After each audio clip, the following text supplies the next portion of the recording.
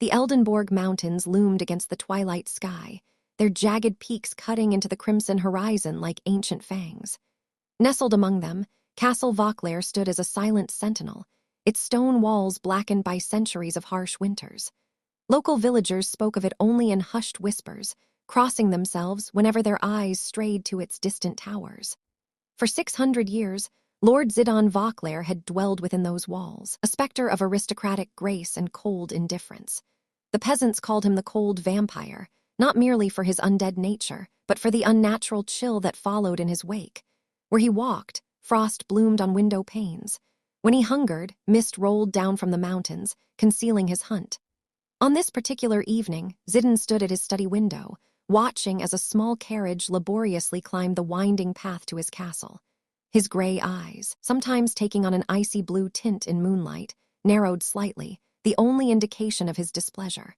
No one came to Castle Vauclair uninvited. No one had crossed its threshold in nearly 50 years. His pale fingers, elegant and long like those of a pianist, tightened almost imperceptibly around the silver goblet he held. Inside, blood, not fresh, but preserved through means known only to the oldest of his kind, had begun to crystallize at the edges. "Master," a weathered voice interrupted his contemplation.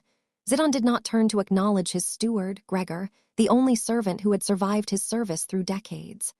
"The carriage carries the new housemaid," Gregor continued, his voice carrying the tremor of advanced age, the daughter of Akira Mitsuko, as was arranged. Zidon's expression remained impassive, but a faint crack appeared in the crystal goblet under his grip. "I made no such arrangement. It was in accordance with the ancient pact. The Mitsuko family has served the House of Vauclair for 2 generations. With Akira's passing, his daughter inherits the obligation." A ghost of memory stirred in Zidon's mind. Faces from decades past. A Japanese family brought to Europe as curiosities by his cousin, later bound to service through a blood oath he had barely paid attention to. He had long outlived his cousin as he had outlived everyone. "Send her away," Zidon said dismissively. "I have no need for human servants beyond you, Gregor." The old steward shifted uncomfortably. "Master, I'm afraid my time grows short. These old bones cannot maintain the castle much longer. The girl has been trained since childhood for this duty. To turn her away would break the covenant." Zidon finally turned, his movement so fluid, it seemed he had not moved at all, but simply appeared facing his servant. "A covenant I never requested, but one you inherited nonetheless," Gregor replied, with the unique boldness of a servant who had witnessed too many decades to fear death. "The consequences of breaking such bonds can be unpredictable, even for one such as yourself." The vampire fell silent, his face a mask of marble perfection. After 6 centuries, very little intrigued or concerned Zidon Vauclair, but ancient magic warranted caution. Blood oaths, especially those spanning generations, carried power that even vampires respected. Very well, he finally conceded. "She may stay, but confine her to the eastern wing. I will not have a human disrupting my solitude." As Grior bowed and retreated, Zidon returned his gaze to the window. The carriage had reached the outer courtyard. Through enhanced vision, he caught his first glimpse of Hanny Mitsuko as she stepped from the vehicle. She was small, delicate in a way that made her seem almost childlike despite being clearly a young woman. Her movements possessed a natural grace that caught his attention. Not the rehearsed elegance of nobility, but something more authentic. Her black hair, gathered simply at the nape of her neck, gleamed in the torchlight. When she raised her face to take in the enormity of the castle, Zidon found himself studying features that blended east and west. Large, expressive eyes, high cheekbones, and lips that held a natural curve suggesting kindness. For the first time in centuries, something stirred within him. Not hunger, not the predatory instinct that had become his closest companion, but curiosity, a distant, almost forgotten human sentiment. Irritated by this unexpected reaction, Zidon turned away. As he did, frost spread across the window pane, obscuring his view of the girl. His goblet shattered completely, sending crystallized blood across the stone floor like rubies. In the vast library below, ancient books trembled on their shelves, as if the castle itself had sensed a shift in its master's unchanging existence. A single candle, untouched by any draft, flickered and then froze solid. Its flame transformed into delicate ice. Hane Mitsuko felt the cold before she even entered the castle. A penetrating chill that seemed to reach beyond skin and into the soul. Yet, As she followed the stooped Gregor through corridors lined with paintings of stern-faced nobles, she showed no fear. Her father had prepared her for this duty throughout her life, teaching her the rituals of service to the House of Valair and the specific accommodations required for its immortal master. "You will not often see Lord Valair," Gregor explained, his breath visible in the cold air. "He prefers absolute solitude. When the mist descends upon the castle, you must remain in your quarters with doors and windows secured. Do you understand?" "Yes," Hanny replied, her voice soft but steady. Father explained the hunting times. Gregor gave her an appraising look. "You speak of such things with remarkable composure, child." Hanny smiled gently. "My family has served the vampire lord for generations. Fear would dishonor their memory and their service." As they reached her assigned chambers, modest but comfortable compared to the Hvel she had shared with her dying father, Gregor paused. "There is one more thing your father may not have told you. Lord Valair has not permitted a female servant in this castle for over 3 centuries. You are an exception only because of the covenant." Hanny absorbed this information silently before asking, "May I know why?" The old steward's expression darkened. "It is not my place to speak of the master's past. Know only that where Lord Valair walks, warmth withers and emotions turn to ice. They call him the cold vampire, not merely for his powers over frost and fog, but for what lies within." He tapped his chest. "Remember this, and you may survive your service." After Gregor left, Hannah knelt beside her small travel chest and removed a wooden box. Inside lay a delicate paper charm inscribed with Japanese characters, a protective ward her grandmother had created. According to family law, it held power against vampiric influence. As she hung it discreetly by her bedside, a sudden draft extinguished her candle. In the darkness, Hannah felt a presence, ancient, powerful, watching. Instead of cowering, she bowed deeply toward the empty corner of the room. "I will serve with honor, Lord Valair," she said to the darkness. "My family has prepared me well for this duty." No answer came, but as she straightened, Hannah caught a glimpse of frost forming on her mirror, intricate patterns that resembled a noble crest before they melted away. Somewhere in the depths of the castle, Zidin Valair sensed the girl's unexpected courage and felt for the first time in centuries something dangerously close to intrigue. Enjoying the tale? Subscribe now and share your city in the comments. We'd love to know. 3 weeks had passed since Hanny's arrival at Castle Valair, and already the ancient stone seemed different. Gregor noticed it first. The peculiar way frost receded from corridors the young woman had cleaned, how rooms she tended remained inexplicably warmer than others, subtle changes that would be imperceptible to anyone who hadn't served within these walls for decades. Hannah rose before dawn each day, moving through the eastern wing with quiet efficiency. She cleaned methodically, dusting forgotten portraits, polishing tarnished silver, and bringing order to chambers that had known only neglect for centuries. As she worked, she often sang softly in Japanese, old folk songs her grandmother had taught her, their melodies weaving through the castle's oppressive silence like golden threads through black fabric. Unknown to her, Zidin listened. The vampire lord had taken to following the sound of her voice, moving through hidden passages that honeycombed the castle walls. He told himself it was mere vigilance, ensuring this human intrusion remained contained. Yet he found himself lingering, sometimes for hours, separated from her by only inches of ancient stone. This particular morning, Hanny worked in the long portrait gallery, carefully removing decades of grime from gilded frames. Her song today was melancholic, a tale of cherry blossoms falling too soon. Behind the wall, Zadin closed his eyes, translating the Japanese lyrics with perfect recall from his centuries of accumulated knowledge. The melody awakened memories he had long buried, of human emotions, of warmth, of the brief, fragile beauty he had once been capable of appreciating. "You cleaned the faces of the dead with remarkable care," he said suddenly, materializing at the far end of the gallery. Hanny startled but did not scream. She turned slowly, eyes widening at her first clear sight of the castle's master. Despite her father's descriptions, nothing had prepared her for Zadin's presence. The unnatural perfection of his features, the silver-white hair that seemed to capture moonlight even in its absence, the penetrating gray eyes that shifted to pale blue as he regarded her. She bowed deeply as her family had taught her. "The dead deserve respect, my lord. Their memories linger in this place." Zidin approached with inhuman grace, moving without sound across the stone floor. The air around him crystallized visibly, his breath leaving no vapor despite the chill. He stopped before a portrait of a severe-looking nobleman with familiar features. "This one deserved no respect," he said coldly. "Count Adelric Vauclair, a cruel man even by the standards of his time." Hanny straightened from her bow, studying the portrait with new interest. "Your father." A bitter smile touched Zidin's lips. "My brother, I was the second son.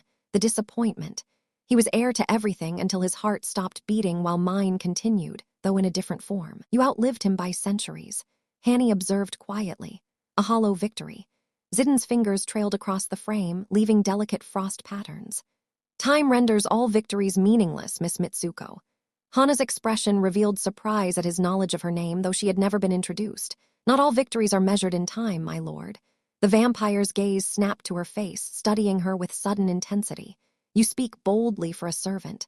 Forgive me. My father taught me that service to House Vauclair demands truth as well as obedience." She lowered her eyes respectfully but continued. "He said the covenant between our families was forged in honesty." "Your father taught you many things, it seems," Zidane said, circling her slowly. "Did he also teach you what I am, what I require to sustain my existence?" "Yes, my lord." Her voice remained steady despite his intimidating presence. "The blood covenant that binds my family to yours also provides for your needs." The sacred files in the North Tower. Zidane stopped circling, momentarily surprised. The ancient arrangement with the Mitsuko family was more comprehensive than he had realized. For generations, they had maintained the ritual collection of willing blood donors from the surrounding villages. A system that allowed him to feed without hunting, without killing, stored in enchanted vessels that preserved the vitality he required. "And this doesn't disturb you?" he asked, genuinely curious. "It is the natural order between our kinds," Hanai replied simply. "Just as the wolf must hunt yet can be respected for its nature." A cold laugh escaped him, a sound unused for decades, rusty and strange. "I am hardly a wolf, Miss Mitsuko. Wolves do not live for centuries, watching everyone they knew turn to dust." "Then what are you, my lord?" she asked with such innocent directness that Zidane found himself without an immediate answer. The question hung between them, unanswered, as morning light began to filter through the high windows. Zidane stepped back into the shadows, uncomfortable with both the approaching daylight and the unexpected conversation. "You should continue your duties," he said dismissively. "I merely wish to ensure you understood the boundaries of your position here." Hanny bowed again. "Of course, my lord, though, if I may ask one question." Against his better judgment, Zidane inclined his head in permission. Before questions could be asked, he pulled Hanai close and dissolved them both into mist, speeding back toward Castle Vlare with desperate urgency. As they rematerialized in the castle's great hall, Hanai stumbled, a wave of weakness washing over her. The mystical travel taxed her human body more severely this time, and she would have fallen if Zidane hadn't caught her. "Forgive the discomfort," he said, supporting her toward a nearby chair. Circumstances required haste. Liliana Hanay managed as she sank into the seat. "You called her cousin." "Not by blood," Zidane clarified, moving swiftly to secure the castle's main doors with both physical and magical barriers. "By transformation, we were created by the same vampire lord in the early 1400, a powerful noble who sought to establish a bloodline of immortal servants." Liliana embraced the darkness more completely than I ever did. He returned to Hanai, kneeling before her chair to examine her with concern. "The magical travel has weakened you further. Your body was already compromised by blood loss from the ritual." "I'll be fine," she insisted, though the room spun alarmingly around her. "What matters now is countering Liliana's spell and protecting the covenant." Zidane shook his head, an unusually human gesture of frustration. "The corrupted heart was only a catalyst. The real threat is what's coming. Other vampires drawn to the power shift. Some will seek to destroy us, others to harness the transformation for themselves. None can be trusted." He rose and paced the hall, Frost trailing behind him in agitation. The castle's defenses were designed to keep humans out, not to repel determined immortals, and he looked down at his partially transformed hands. "I'm not at my full strength during this transition." Hanai forced herself to focus through her weakness. "Mizuki's chamber. There must be something there that can help us." She foresaw this moment. She would have left guidance. Zidane stopped pacing, considering her suggestion. "Perhaps the Eastern Chamber contained magical artifacts I never fully understood. Mizuki's tools from her life as a priestess." With renewed purpose, he helped Hanny to her feet. "Can you walk?" "Yes," she said, steadying herself against him momentarily. The contact sent an unexpected surge of energy between them, warmer than before, almost restorative. Zidane noticed it too, looking at their point of contact with surprise. The covenant continues to evolve, he observed quietly. We strengthen each other now rather than simply binding one another. They made their way swiftly to the eastern chamber, which had transformed significantly since Mizuki's release. The crystal sarcophagus had completely disappeared, replaced by a circular altar of white stone. Around it, small green plants pushed through cracks in the ancient floor, living growth in a castle that had known only death and preservation for centuries.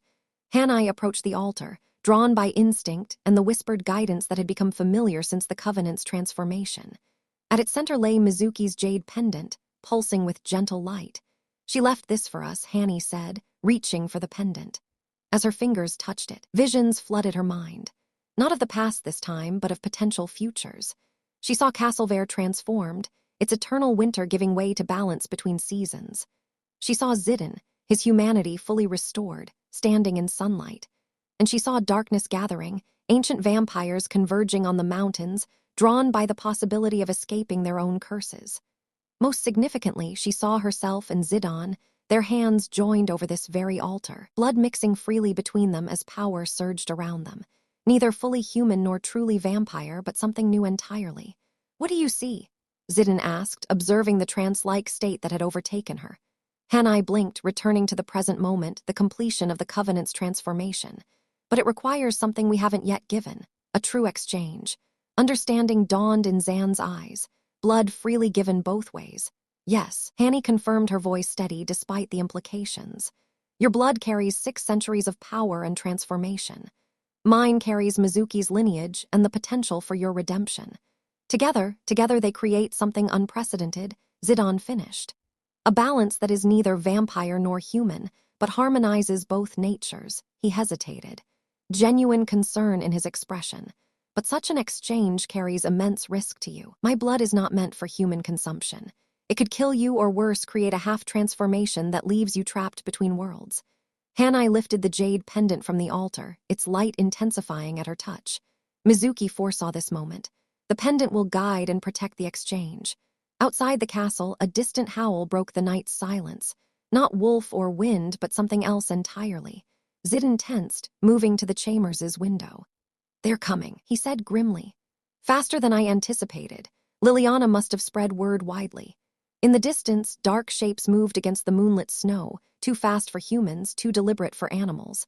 The ancient vampires had begun to arrive, drawn by the unprecedented power shift emanating from Castle Vauclair. "We have little time," Zidane said, turning back to Hanai. "Are you certain of this path? Once begun, it cannot be undone." Hanai met his gaze steadily. "I chose this path the moment I transformed the Covenant. I will see it through to completion." With deliberate movements, she placed the jade pendant at the center of the altar and removed the small ceremonial knife from its resting place nearby. She cut her palm as she had during the first transformation, allowing her blood to pull on the white stone surface. "Blood freely given," she said, echoing Mizuki's words. "Not from duty, but from choice." Zidane approached the altar, his movements betraying both desire and trepidation. For a creature who had existed for 6 centuries, this moment represented a true unknown, perhaps the first in hundreds of years. "I have not shared blood with a living being since my transformation," he admitted quietly. "The covenant with your family ensured I never needed to feed directly." "This isn't feeding," Hanai corrected gently.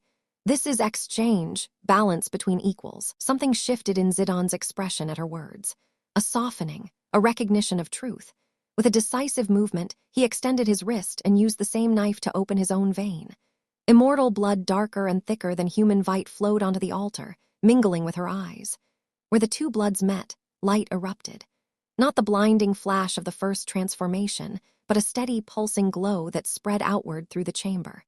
The jade pendant absorbed this energy, growing brighter until it seemed to contain a star within its depths. "Take the pendant," Zidane instructed, his voice drained with the effort of controlling the power surging between them. "It will regulate the exchange." Hanai lifted the glowing jade with her bloodied hand, feeling it pulse in rhythm with her heartbeat. Following instinct and Mizuki's ghostly guidance that seemed to echo within her mind, she pressed it against her heart. The pendant melted into her skin without pain, leaving a glowing mark in its place. Simultaneously, a matching symbol appeared on Zidon's chest, burning through his clothing to reveal itself. The original covenant mark, but transformed into something more balanced, more harmonious. "Now," Hanny said, her voice carrying unexpected authority, "we complete what Mizuki began."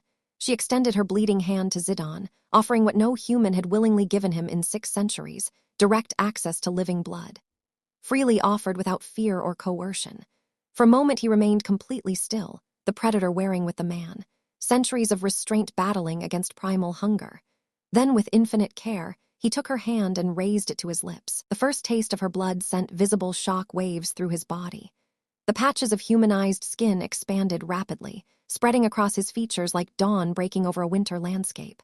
His eyes, normally gray or cold blue, flared with golden light.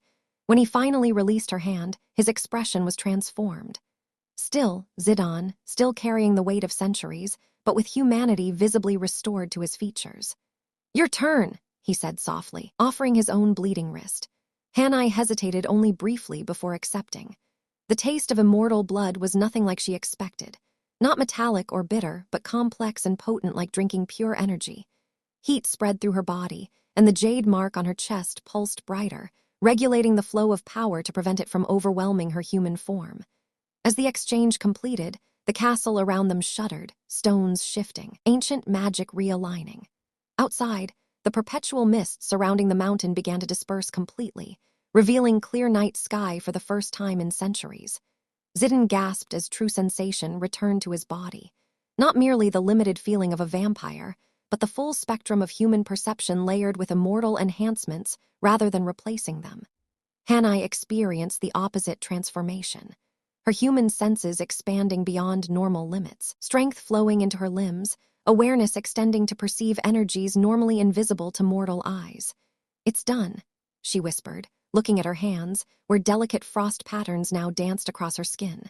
Not cold and destructive like Zadin's had been, but beautiful and controlled. "No," Zadin corrected, reaching for her with newfound warmth in his touch. "It's just beginning."